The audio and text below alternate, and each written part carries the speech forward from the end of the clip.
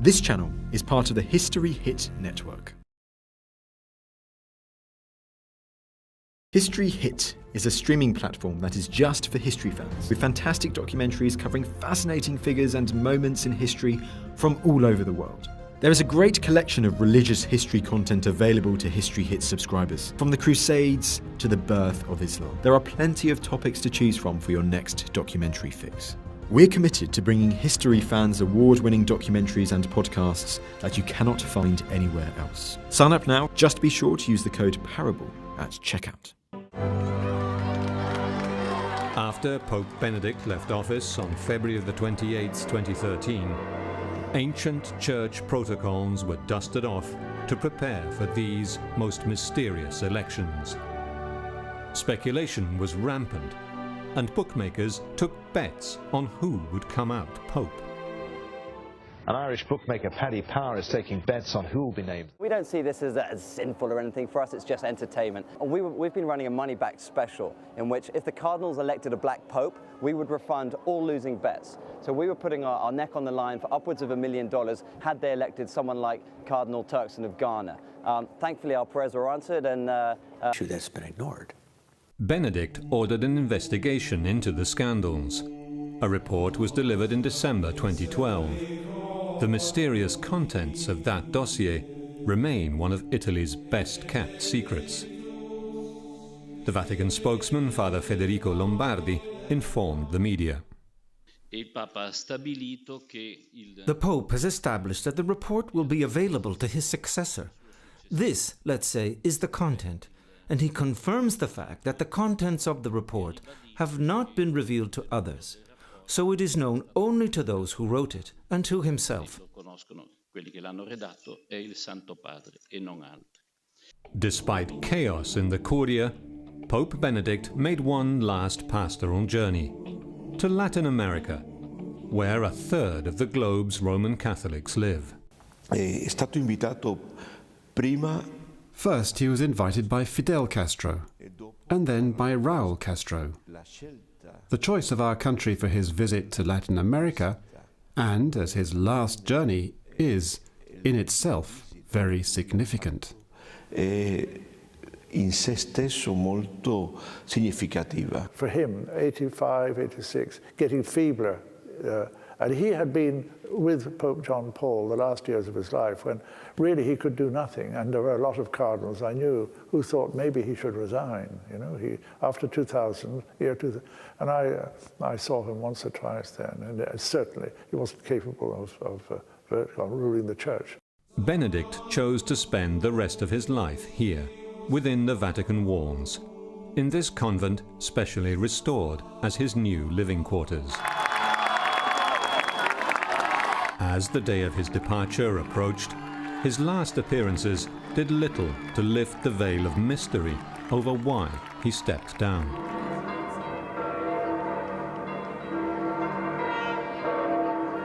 On the 28th of February 2013, Benedict left the Vatican to take up temporary residence at Castel Gandolfo, the papal summer palace. Cardinal Bertone, the Vatican's Secretary of State and all-powerful administrator, locked and sealed the doors to the pontiff's apartments and declared the throne vacant.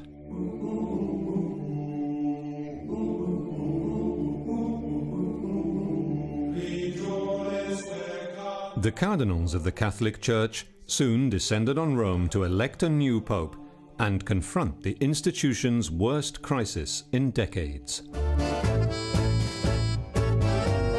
In Buenos Aires, Cardinal Jorge Bergoglio, known for his humble lifestyle, took the metro homewards to prepare for his trip to Rome. The sound of his favorite music filled the air as Argentinians tangoed the night away, unaware that the world's spotlight would soon be turned upon them.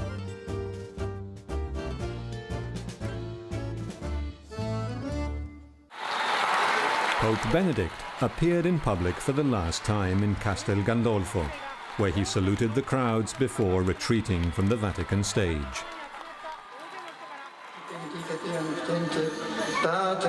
e Figlio e Spirito Santo. Grazie, buonanotte. 8 years had passed since the death of his predecessor, the charismatic John Paul II. 4 million people, were here. It was just incredible for his funeral, and it was very moving. It was very dramatic, and even the conclave, which sort of followed, was a much quieter affair. Benedict XVI, a soft-spoken German intellectual, seemed unable to control the powerful lobbies within the Vatican government, known as the Curia. Fabrizio Mastrofini is a reporter at Vatican Radio. Ratzinger came from the Roman Curia before becoming Pope. He had worked there for 20 years, but in the end he proved unable to be fully in control of its inner workings. As Catholic leaders arrived in Rome, voices heard. Until we see the Pope defrocking bad bishops, and until we see the secular justice system jailing bad bishops, then things aren't going to change. And this isn't about being punitive. This is about deterring the cover-ups of child sex crimes. A remarkably open discussion focused on some thorny issues, such as whether some cardinals in the conclave had covered up abuse. Yet another scandal hit the headlines. Cardinal Keith O'Brien, Archbishop of Edinburgh, resigned after admitting inappropriate sexual behavior towards young priests. I believe that Cardinal O'Brien has released a declaration on his own behalf in Scotland. At least I see that it is being talked about. This is of another jurisdiction. As far as we are concerned, we have the acceptance by the Holy Father of the resignation of the government of the Diocese of Edinburgh. The US cardinals broke with tradition and began holding their own press conferences every day after the Congregation of Cardinals. The Curia later asked them to stop. However, the North American College remained a powerhouse for change. In the old days, the idea was you can't have an American pope because that would be a superpower pope. And, America already has too much power, and everybody would think the CIA had taken control of the Vatican and so on. But, these days, America is no longer the only superpower in the world. The calculus has changed. Finally, a conclave date was set for March the 12th. As each cardinal is also the parish priest of a church in Rome, they all went to their parishes in the city to say Mass. It was their last campaign push. Austrian Cardinal Christoph Schönborn of Vienna even held his own press conference. Das, was man von Franziskus gesagt hat, musste nicht. As St. Francis said, but of course St. Francis did not become Pope. He did not want to. What we're looking for is a man of the gospel. This, I believe, is the deciding question.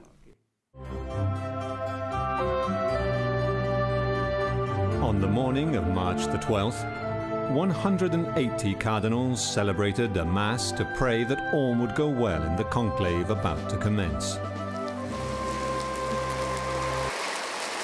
Under heavy rain and dark skies, 115 cardinal electors, all those under the age of 80, entered the Sistine Chapel to a litany of saints. They swore an oath of secrecy. The doors were ceremoniously closed. 2/3 of the 115 cardinals would have to agree in order to elect a new pope. Speculation over who would get the 77 votes required was feverish. We'll look at their strengths and their experiences, things like what country they're from, the policy that they've headed up, where they sit in the church, obviously their theological views. Do they have an active Twitter following? It's almost a prerequisite these days. And then from there, we let the market decide. Archbishop of Milan, Angelo Scola, was the front runner. As Archbishop of the world's largest diocese and former Patriarch of Venice, he was seen as the man who could reform the church from the inside. Angelo Scola is well known, especially in Italy. He is close to the theology of Joseph Ratzinger. Scola started off about 15 to 1 in the betting. He was quickly cut to about 2 or 3 to 1 after we saw a lot of money for him. Take someone like Cardinal Lorenzi from Nigeria, started off, one of the front runners, 2 to 3 to 1, quickly moved out to sort of 50 to 1 after we didn't see much money on him. There are many who have pointed to Cardinal Timothy Dolan of New York, who is this kind of media-savvy freak of nature, as one possibility. Some have talked about Cardinal Sean O'Malley of Boston, who is a profiler on the sexual abuse scandals that have been such a cancer for the Catholic Church. Those who expected a Latin American pope saw a potential leader in Odilo Scherer, Archbishop of Sao Paulo in Brazil. It seems that during the congregations before the conclave, Cardinal Scherer defended the workings of the Roman Curia, as opposed to the other cardinals who criticized the Roman Curia. We hope that the next pope will have Mexico and the whole of Latin America in his heart.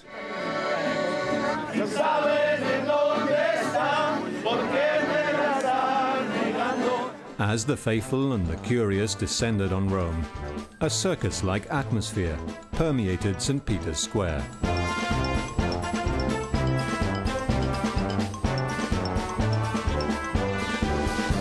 It would be very nice, I think, if the new pope be like Francis I, or Francis, both in name and in his approach, and the things he does, following his teaching. Inside the conclave, tension was mounting as the ballots came and went. You'd ask, well, what do you think, etc. So you never ask people how you vote, but who do you think would be a strong, or you ask somebody about somebody else. You do that quite often. You ask a Brazilian what you know about Cardinal, Scherer. You ask Cardinal Kerlik, who's a good friend, who's retired now in Paraná in Argentina. What about Cardinal Bergoglio? All over the world, men and women, many different challenges facing the Church. When you reach 77, then you have elected a pope. Whether he'll accept is another question. But that's a moment when everybody, you can just hear a kind of a collective sigh of relief. And people applauded. And then they finished the tally, of course. They must. I think the election of a pope is extraordinary. It's quick. The death of one pope or the resignation of a pope, within a fortnight, 3 weeks, you've got a new one. It's pretty quick. When you think of elections in countries, they go on and on. In the United States, or indeed in Germany, they're at it for months. He comes back clothed in white, and then we all listen to the protodeacon of the College of Cardinals facing that great mural of the Last Judgment. When Christ returns in glory to judge the living and the dead, and the Pope is there, and he's listening to the 16th chapter of the Gospel according to St. Matthew, where he hears the words, Jesus telling Peter, "You are Peter, and on this rock I will build my church." And only 266 men have ever heard those words directed to them personally. Finally, white smoke signaled that the cardinals had reached the 2/3 quorum and chosen their man. Bells rang across Rome, and quickly St. Peter's Square filled with a large crowd gathered to hear the news. The protodeacon stepped out onto the balcony to announce the new pope's name in Latin. Habemus Papam.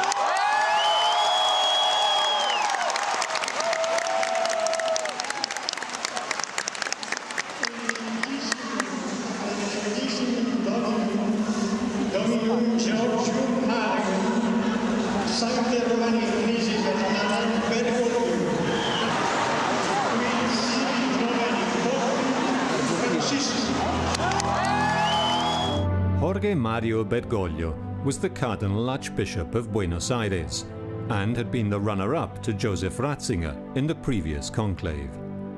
It was the first time in 1,000 years that a non-European had been elected as the leader of the Roman Catholic Church, and the first time a Jesuit had been elevated to the office.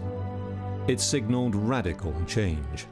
The choice was, I think, one that we took a long time to discern, trying to do what God wants for the church. And sometimes in the reports, people assume motivations based upon geography, where you're from, based upon ideology. But those don't play a large role. I didn't have in my mind this man, Pope Francis. And I don't think any of the other cardinals, or at least very few of them, did. And it was during the congregations, they call them, the meetings that took place at the cardinals, all the cardinals, for nearly a week. I think that gradually you could see the portrait of someone, and I think it centered eventually on this man they hadn't thought of. His adopted name, Pope Francis, was inspired by St. Francis of Assisi, defender of the poor and downtrodden. The message to the world was clear.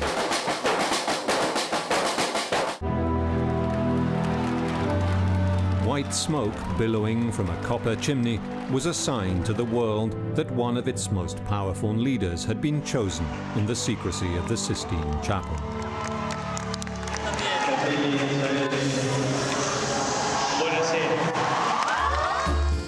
The cardinal's choice fell on Jorge Mario Bergoglio, the Archbishop of Buenos Aires.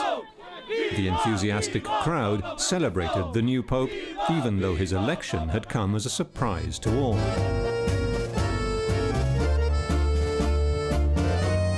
Carolina Barros is the editor of the Buenos Aires Herald and has followed Cardinal Bergoglio's career. He didn't expect to be elected pope if you look at the way he bought his ticket. He had a full trip ticket and he was meant to be back on the 23rd. He'll be staying in Rome forever. The future Pope Francis grew up in this middle-class suburb of Buenos Aires called Flores, more than 11,000 kilometers away from Rome.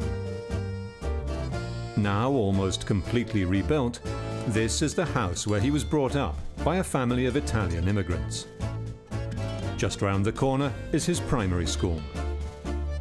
Nuestra Señora de la Misericordia was his middle school, and these were the places he played and prayed as a devout Catholic boy.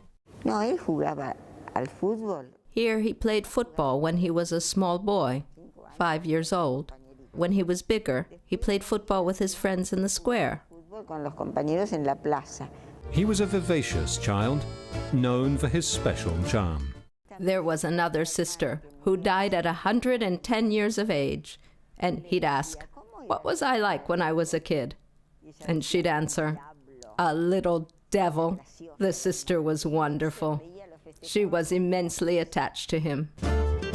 He was a devout boy, and it is reported that when one of his lungs had to be removed due to a serious infection, he found strength in his faith. He entered the Jesuit seminary aged 20, studied chemistry, and became a priest at 33. The Jesuits are one of the most powerful religious orders in the Catholic Church, and he was appointed their superior in Argentina, aged just 37. Society of Jesus has been traditionally and a long history very, very politically minded, and they know how to deal with politics and power. Archbishop Bergoglio worked closely with Father Gustavo Carrara, a Jesuit engaged in frontline missionary work in the slums of Buenos Aires. The priests, courageous priests, worked in this area during the dictatorship, pushing forward community creation.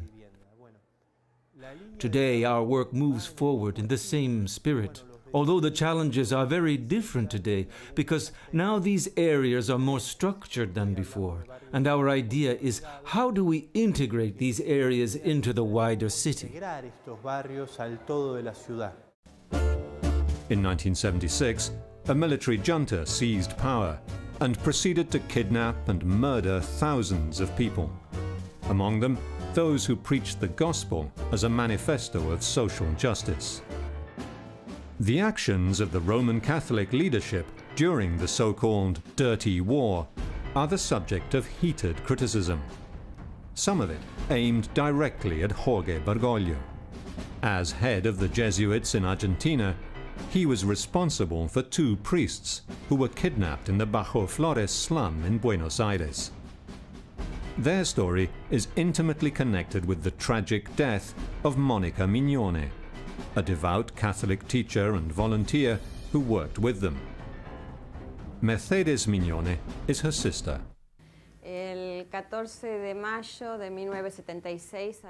On the 14th of May, 1976, about 5 in the morning, the bell began ringing insistently. They were from the armed forces. They told Monica to get dressed. They told her not to take any money, that they had come to collect her to answer some questions about a friend of hers, and that 2 hours later she would come back.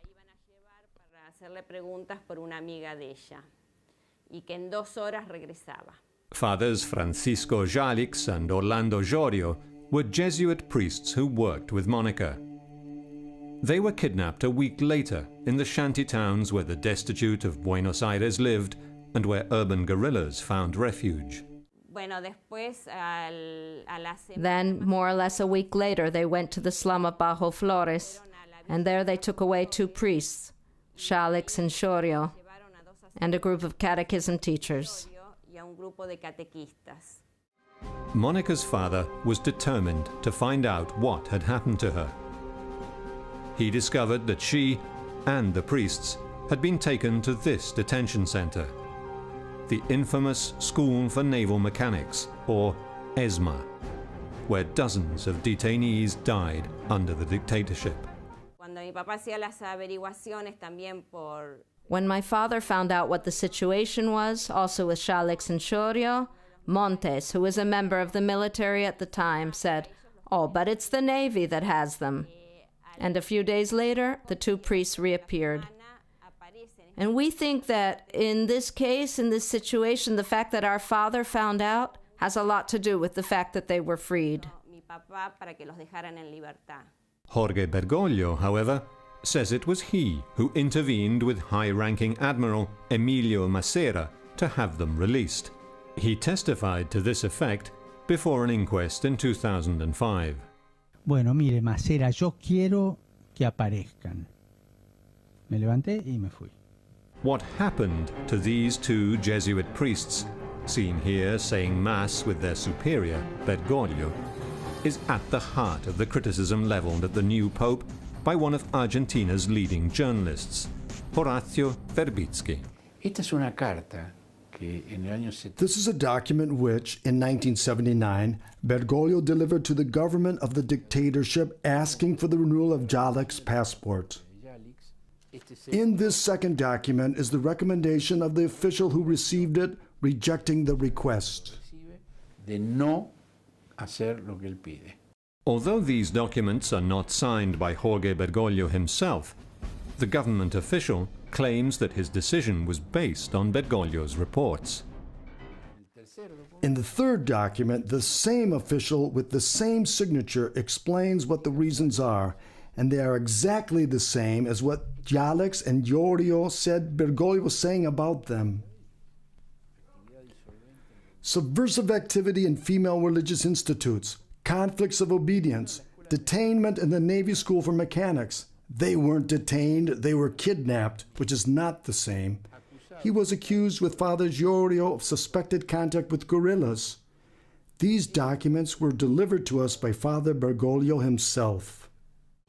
30,000 young men and women were kidnapped, tortured, and murdered during Argentina's dirty war.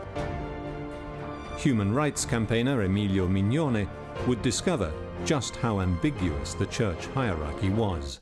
This is my mother, Angelica Sosa de Mignone, and Nora Portiñas. They went to ask the Pope what had happened to their children.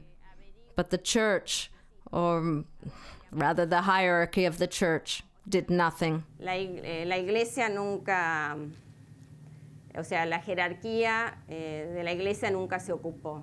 Shortly after Jorge Bergoglio's election as Pope, Father Jalix released a statement saying he had no further comment on Bergoglio's role in this matter. Some say Bergoglio's silent diplomacy may have actually saved lives, but not everyone is convinced. The grandmothers of Plaza de Mayo are among his critics. They are still searching for 400 children born in captivity. Complicity is either by action or by omission. There were those who acted openly and straightforwardly in favor of the dictatorship, such as the bishop, and there are those who looked the other way and did nothing and did not help us, and that was by omission. They have responsibility, because up to this point, Monsignor Bergoglio has said nothing about the desaparecidos. Monica Mignone never returned. The grandmothers of Plaza de Mayo, meanwhile, have successfully identified 108 grandchildren born in captivity who were placed in foster homes but have since been reintroduced to their biological families.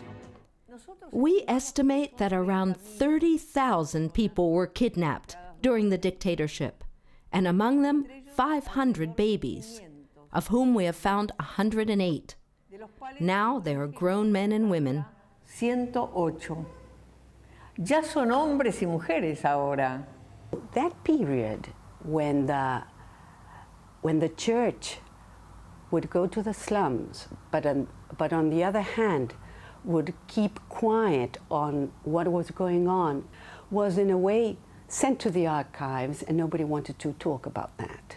Jorge Mario Bergoglio thinks that the church should be caring of the poor people.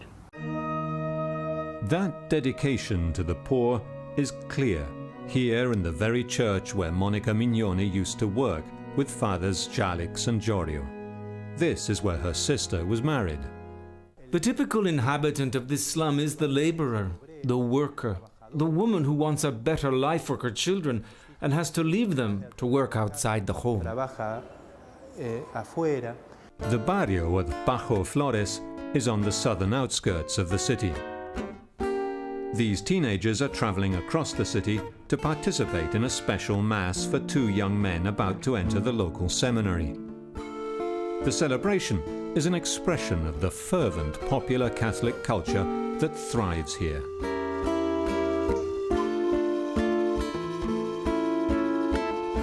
Many of the inhabitants of the slums are immigrants from neighboring countries, such as Bolivia.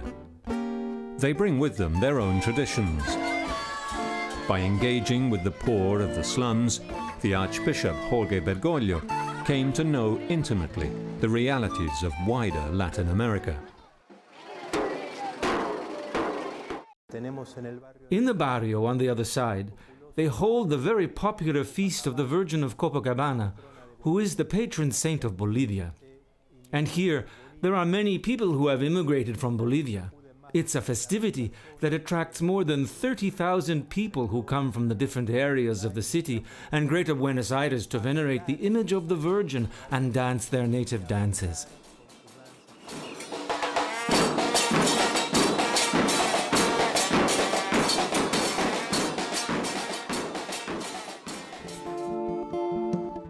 Jorge Bergoglio's opposition to liberation theology won him the favor of Pope John Paul II, who first made him Archbishop of Buenos Aires and then a cardinal. He's very straightforward, very authentic, a man of great integrity, because he's been pastor when it's been difficult for the church. And so you have to kind of find your way in that. And this is a time of some difficulty for all of us, and so if he can help us find our way, that's one very great help. It will have a big impact on the church and help us all to govern. Jorge Bergoglio's strong connection with the Jewish community in Argentina may contribute to peace in the Middle East, says Agustin Ulyanovsky, leader of the Jewish youth movement in Buenos Aires. The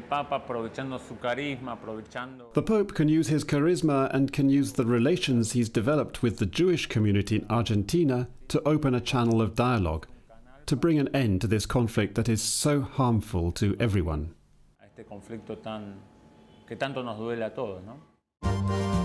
In the earliest hours of March the 19th, 2013, the popular enthusiasm for the first Argentine Pope swept away considerations of the past and the future.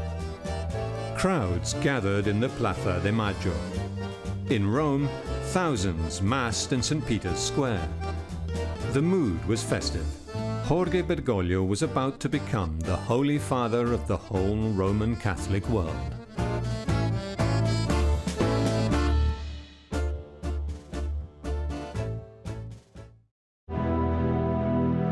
It was the morning of March the 19th, 2013. Thousands were crowded into the Plaza de Maggio to watch the inauguration of the Argentinian Pope in Rome.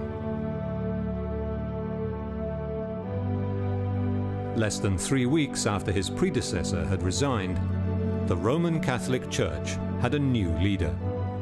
I think for non-Catholics or non-believers, there's a certain fascination in this 2,000-year-old institution, which in spite of all the troubles it's had through the centuries, still somehow not only survives, but continues to give that message of good news. So we have a pope, and that's the most important thing. In our faith, you must have somebody. We've had good popes, bad popes, effective popes, ineffective popes, you know, but you have to have a pope. As bishop, Jorge Bergoglio was a great communicator, despite not using social media or even a computer. He doesn't use internet, he doesn't have a laptop. He writes on an old writing machine. He doesn't tweet. But then he knows, and he said it, the importance of the media in this global world. Pope Francis's quick wit and ability to relate to ordinary people has made him popular. He's very frugal in his eating, very austere. And they say, if you're invited to dinner, take something with you, or you'll come away hungry. He has the wit of the people of Buenos Aires. He's open, quick, funny, simpatico, laughs a lot. He's not solemn and not formal. This man's going to have the whole world eating out of his hand. Despite his old-fashioned style, Pope Francis understands the need for more openness with the media. He gave the best pieces to the media. He gave it out to the media. And at the same time, he said, look, the moment things were getting very, very dramatic, hot, he said, on my side, I had the Cardinal of Sao Paulo, Brazil, and he said, you shouldn't forget the poor. And so, the Pope says, the name Francis came to me. The Holy Spirit of God sparked a whole movement, in this case represented by St. Francis of Assisi, which placed the Church in front of the decision to return to the poverty of the Gospel. All that Francis means not only for the Catholics, but for the whole world. Everybody knows who Francisco de Assisi or Francis of Assisi is. And the saint that believed in going back to basics and to nature and the environment. During his first sermon, on the day of his inauguration in Rome, Pope Francis established the guiding values of his papacy. The Church and humanity, he said, are the custodians of the created universe, and, as such, are called on not only to show brotherly love, but to renew man's ties with nature. All his first moves were, I'm the Bishop of Buenos Aires one day. It's a big urban church with a lot of challenges. I'm the bishop of this local church, Rome, with all its challenges. I can do this. He knows how to speak to people as a pastor. Latin America as well is like the nest for populism. The narrative is we belong to the poor, we are doing everything for the poor. So if you have instead a leader that leads 1.2 billion people in the world, this is going to change the way Latin America is going to look at the church once again. Father Gustavo Carrara, parish priest of Nuestra Señora del Pueblo, likes to think that Pope Francis will embrace the farthest outposts of Christianity as leader of the Catholic Church. This present Pope used to speak of existential frontiers, by which I mean searching the frontier, which is something that God did. He became incarnate not in the heart of the Roman Empire, but in the farthest reaches, in a small forgotten village that no one had ever heard about. There's a sort of return to God through Pope Francis, and this has become his mission now. So just as he would go out into the streets here, now he is going out into the world. He's a great politician. With the church in crisis, there was a need for a great politician to lead it, to avoid the disaster it was going towards.